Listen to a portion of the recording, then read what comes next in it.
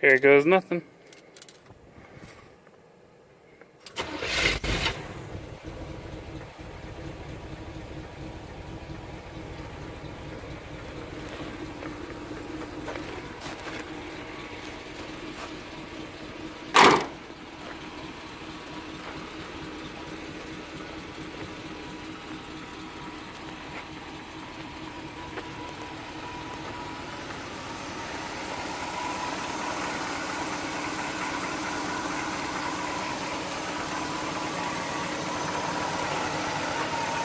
So the stock 307 out of a rolled over Nova, and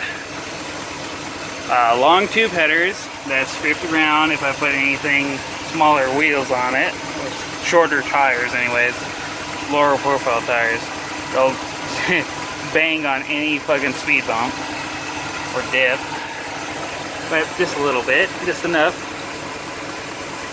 And it's stupid chopped coil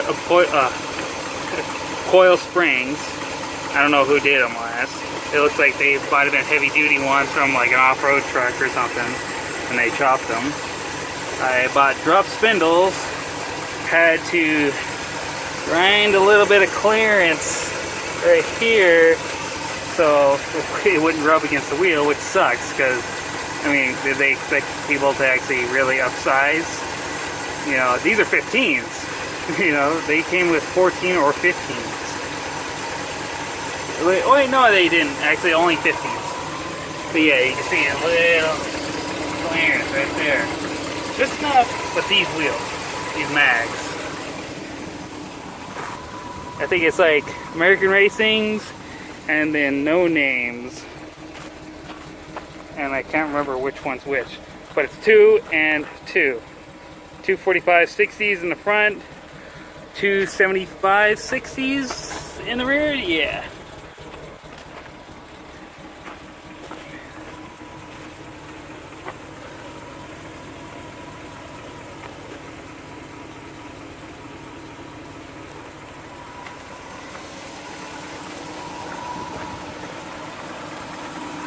It's a rust bucket, but it's all reliable.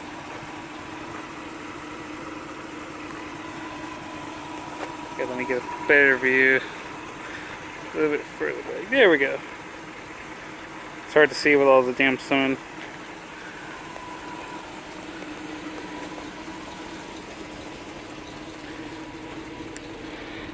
The glass in this window broke because the guy got jammed.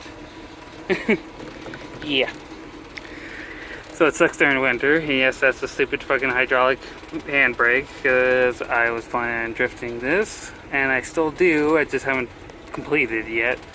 So it runs and drives, but I had a problem with the governor gear, and it was really worn, so I ordered a new one. But just for the hell of its sake, so I can move it off the lift, I had to put it back in. But before that, I cleaned up the dust cap and everything, and then put some heavy duty high temp grease, red grease, all around the gear and everything, just to help with lubrication, just for fuck's sake. And found out that it was low on tranny fluid, so I filled it up, put some of that Lucas stop slip stuff, and just filled it up with more transmission fluid, and voila, it fucking shifts now. So it goes from first, second, and third. And it's a TH350 or Turbo 350 trans with a 400 TH400 torque converter in it. So when it shifts, it shifts. You know, when it was good, when it wasn't so worn. And look, freaking Grant steering wheel, like 13 inch or something like that, or 11 inch. That's a little old school.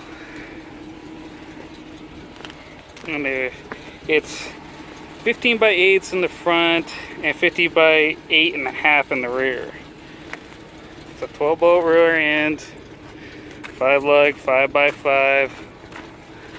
It's 1973 custom 10. Short bed, step side.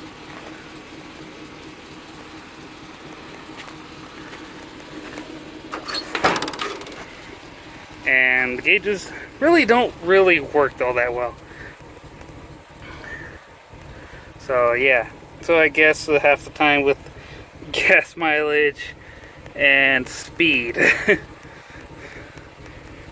and also temp. So I just keep it, try to keep an eye on coolant and all that jazz. But otherwise, it runs good.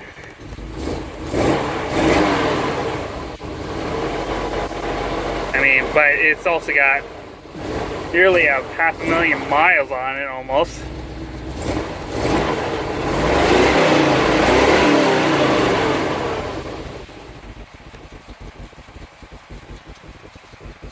Still chugs along. Oh yeah, this was a decoupage fucking thing I did a while back, and it didn't last that long, sadly. I should have used like actual paint, and I used actually clear coat and just like painted it on or something, but it did. The glue didn't last. And it's from Sabrina Online webcomic series.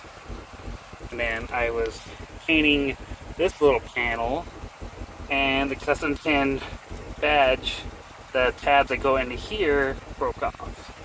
So it's the whole badge. It looks okay, but you can't attach it unless I put like a glue or a strip right here, and that's like E. It's like E. I don't know. I don't know if I want to do it, but it's full on restoration. And yes, this is a patch job for now, so at least my passenger doesn't fall through the fucking floor. And you can see the rust starting to go right here a little bit. You see the holes, and then over here. And I have another cab, but I haven't picked it up yet. So be able to fix that cab and then put these tags on it or whatever.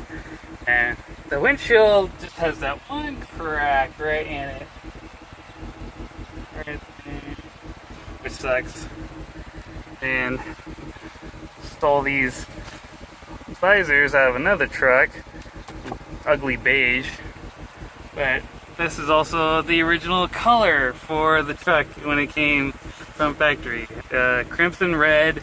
And it originally had, I showed it on the inner fender wells that I threw away, or no, I didn't throw away, I took off, kept them to the side, just because it makes it easier so I can climb in the engine bay and work on it. And yeah, oh jeez, that needs oiled.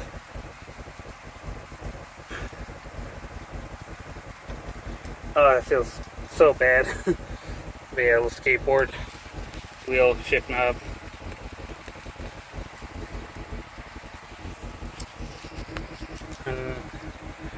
Yeah, and it had it showed the colors anyways on the interior, or colors, and I had it on a tag on the inner fender well, and it said crimson red paint job with pearl vinyl interior, which is not here. So it would be like white interior, so it would be pearl vinyl. There'd be like white vinyl seat and bench seat and all that jazz. Oh yeah, these are really cool. These are the valves. These are for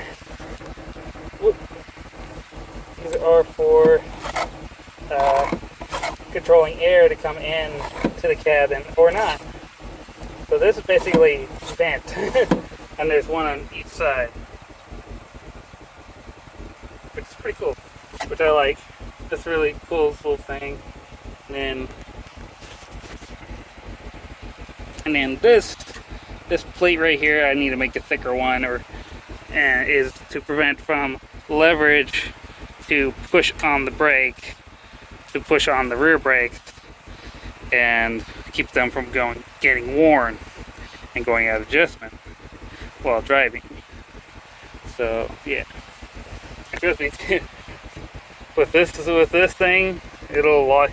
The big rear drums will lock up real good. So I can do like, I can spin like 180 all day long. I can do that so easy. but it's an open diff right now. I got a locker one I need to put in and shit like that. But I do want to make this a drift truck just because it seems big, but it's not really that big, and it only weighs 2,600 pounds right as now. Oh yeah, and then the wood bed too,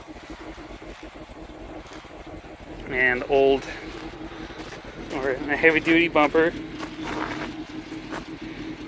and I did a rear end flip kit on the rear so it's at lower, but I also got shock mount brackets so because when you lower it, and then I also have air shocks so I can actually still haul stuff in this thing but not have it fucking dip and no squat.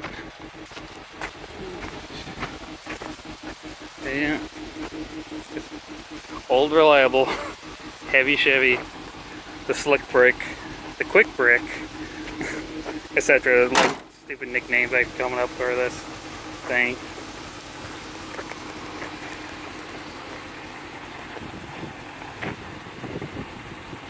And that's it.